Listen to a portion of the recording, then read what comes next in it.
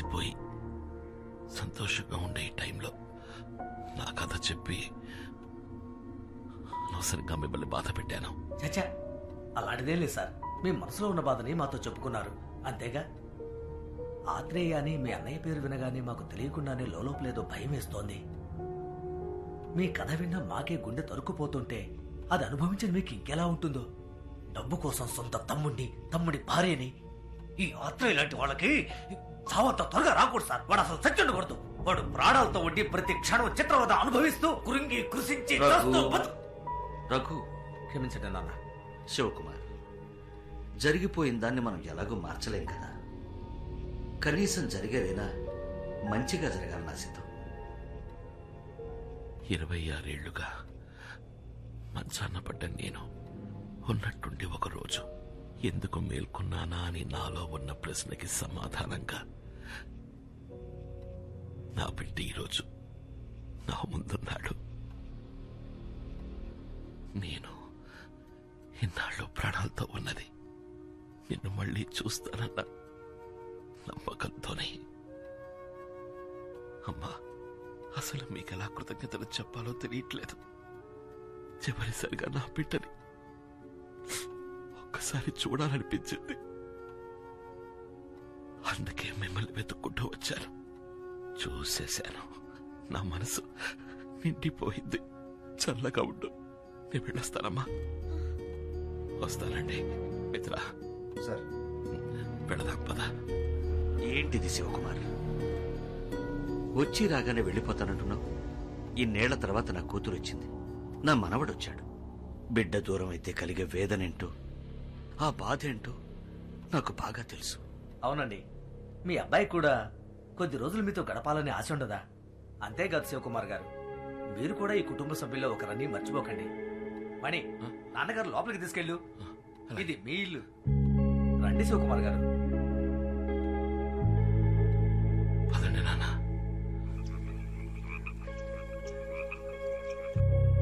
ఇబ్బంది పెడుతున్నందుకు క్షమించాలి. అంత పెద్ద చెట్టు కోరిపోయి స్కూల్ బిల్డింగ్ పడిపోతుంది అనుకోలేదు. అందుకని దాన్ని వెంటనే కట్టించాలయ్యా. మీరు చెప్పేది కరెక్టే, నేను కాదండం లేదు. వరదాజులు గారు, ఇంతసేపు నాన్నగారు నేను దీని గురించే మాట్లాడుకుంటూ ఉన్నాం. హఠాత్తుగా ఇంత డబ్బు ఎక్కడి నుంచి తేగలం? రండి శివకుమార్ గారు, రండి రండి. ఊర్లో చిన్న ప్రాబ్లం, దాని గురించే మాట్లాడుకుంటూ ఉన్నాం అంతే. అంతా వింటూనే ఉన్నాను. స్కూల్ని మీరు ఆశపడ్డట్టు కట్టడానికి ఎంతవుతుంది? ఎంత లేదన్నా 1.5 కోటి అవుతుంది అనుకుంటా. దిగులు పడకండి, ఆ డబ్బు నేనిస్తాను. మీరు అనుకున్నట్టు పని మొదలు పెట్టండి. శివకుమార్, అంత డబ్బు మీరు ఇవ్వడం దేనికి? ఏంటండి, అది నా డబ్బు కాదు, మీ మనవడి డబ్బు. నిర్మోహమాటంగా తీసుకోండి. సరే, మీ ఇష్ట ప్రకారమే చేయండి. అయితే ఇంకే పళ్ళు మొదలు ఇప్పుడు పెట్టేద్దాం. సంతోషమేగా? అంత డబ్బు మీరు ఇస్తానన్నందుకు చాలా సంతోషంగా ఉంది. ఊళ్ళో పిల్లలందరికీ ఎంతో హెల్ప్ఫుల్ గా ఉంటుంది. చాలా థ్యాంక్స్ అంకుల్. సత్య, అంకుల్, ఆ బ్రీఫ్ కేసులోంచి చెక్ బుక్ తీయమ్మా.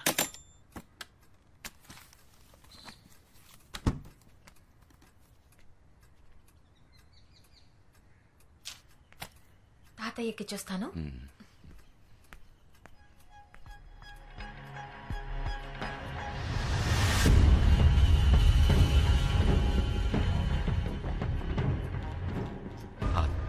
చెక్కిటివ్వు. డేట్ తప్పుగా రాశాననుకుంటా. చెక్కిటివ్వు. అమౌంట్ చెక్ చెయ్యాలి.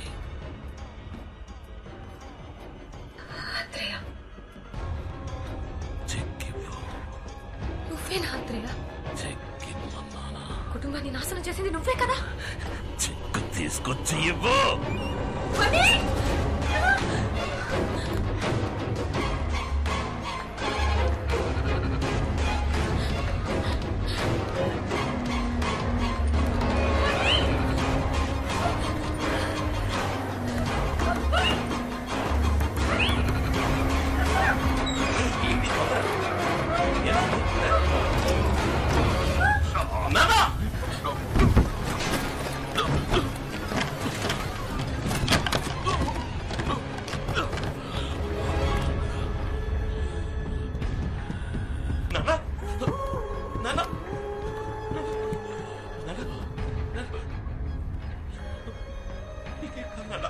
కాదు నాన్న ఏమైపోతుంది ఒక్క నిమిషం.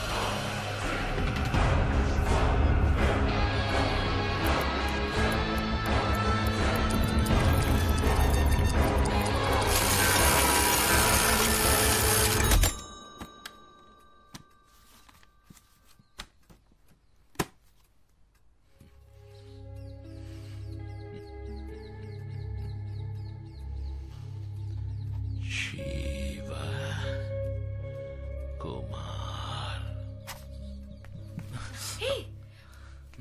స్కూల్కి మీ నాన్నగారు ఇచ్చారు. ఏంటి బాబు? ఏం లేదు, మీరు కిందకి వెళ్ళాలనుకుంటే చెప్పండి, తీసుకెళ్తాను.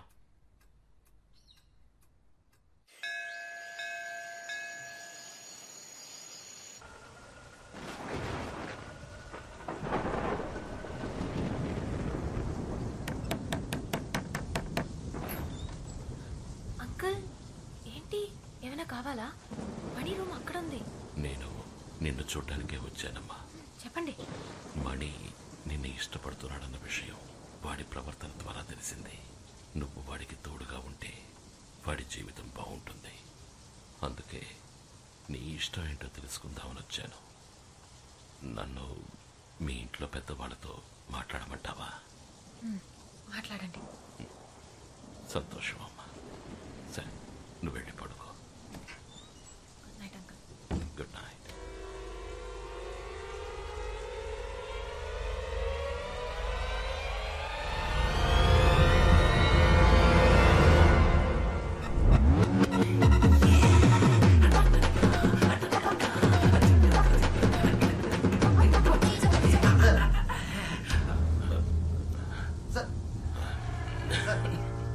ఏంటి సార్ ఈ టైంలో మీరు ఒంటరిగా వచ్చారు? నన్ను పిలవచ్చు కదా. రండి సార్, రూమ్కి వెళ్దాం. అద్భుతంగా నటిస్తున్నారు కదా సార్. ఈ ఇంట్లో ఎవ్వరికీ అనుమానం వచ్చే ఛాన్సే లేదు. అందరినీ నమ్మించారు. అంతెందుకు, మిగతా వాళ్ళ నేను నమ్మేశాను.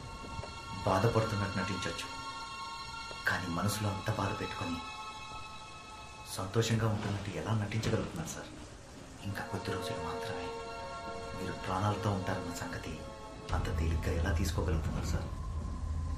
ఇది మీ కొడుక్కి తెలియాలి సార్. తను మీ బిడ్డ, పైగా బాగా తెలివైన వాచ్ మెకానిక్. మీరు ఒక్క మాట చెప్తే చాలు, మీకోసం చేస్తాడు. చూడలేకపోయినా అమ్మని చూడాలని తపనతో చేస్తాడు. ఎలాగైనా సరే ఆ వాచ్ 26 సంవత్సరాలు వెనక్కి వెళ్ళేలా చేస్తాడు. మీ పరిస్థితిని మీరు చెప్పనంటున్నారు, నన్ను చెప్పనివ్వట్లేదు. పైగా రేపే ఇక్కడి నుంచి వెళ్ళిపోవాలని చెప్తున్నారు. సారీ సార్, ఇన్నేళ్ళుగా మీతో ఉండి మీకు ఏ సాయం చేయలేకపోతున్నా అన్న ఆవేదనతో ఇలా మాట్లాడుతున్నాను. తప్పైతే క్షమించండి. గుడ్ నైట్ మిత్ర. సరే సార్, గుడ్ నైట్.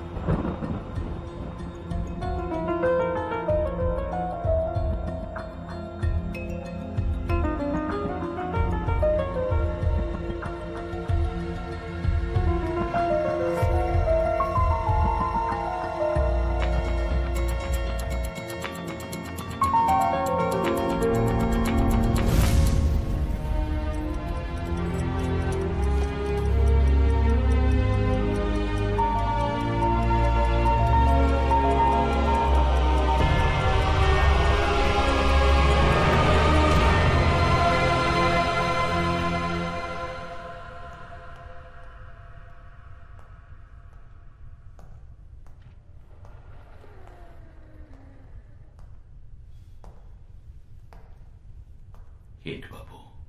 నాన్న, నేను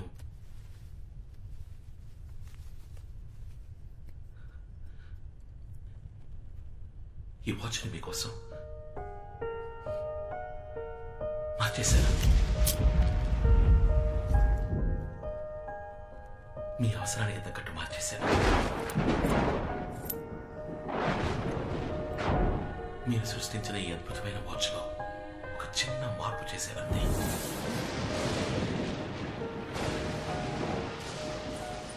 మీ వాచ్లో ఒక రోజులోపు ముందుకి వెనక్కి వెళ్లే ముళ్ళే ఉన్నాయి.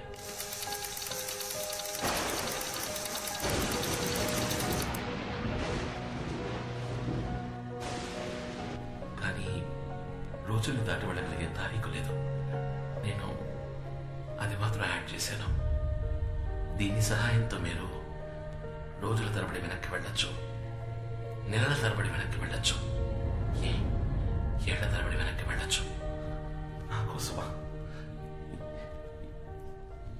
ఎందుకు బాబు? నా కూతురే ఆ వాచ్ని చూసినప్పుడల్లా నా జీవితంలో నేను కోల్పోయి గుర్తొస్తున్నా. కానీ నువ్వు నా కోసం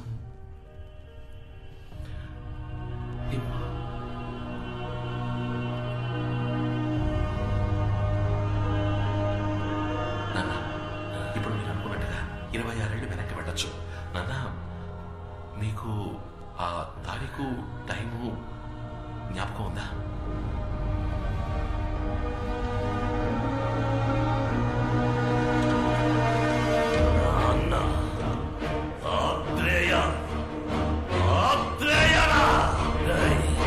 తారీఖు టైము గుర్తుందని అడుగుతున్నావా?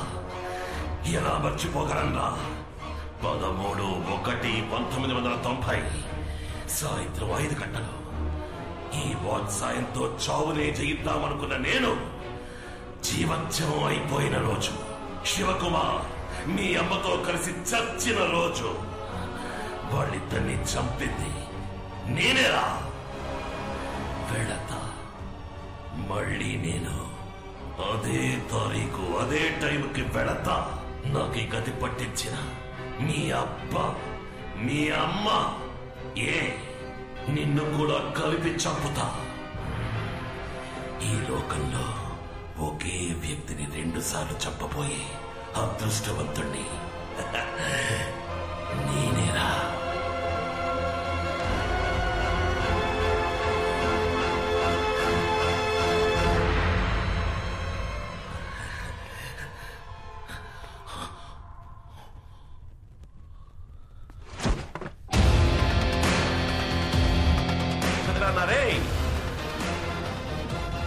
I'm a watch mechanic.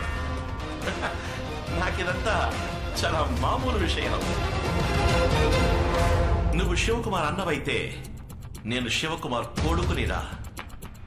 నువ్వు ఎంత చక్కగా అబద్ధం చెప్పినా మా నాన్న 6వ వేలు చూసినప్పుడు నాకు అనుమానం వచ్చింది. ఏరా, వాచ్ని రిపేర్ చేసేవాడు అది కరెక్ట్ గా వర్క్ చేస్తామని చెక్ చేయడా? అందుకే నేను నిన్ననే ఈరోజు జరగబోయే చూశాను.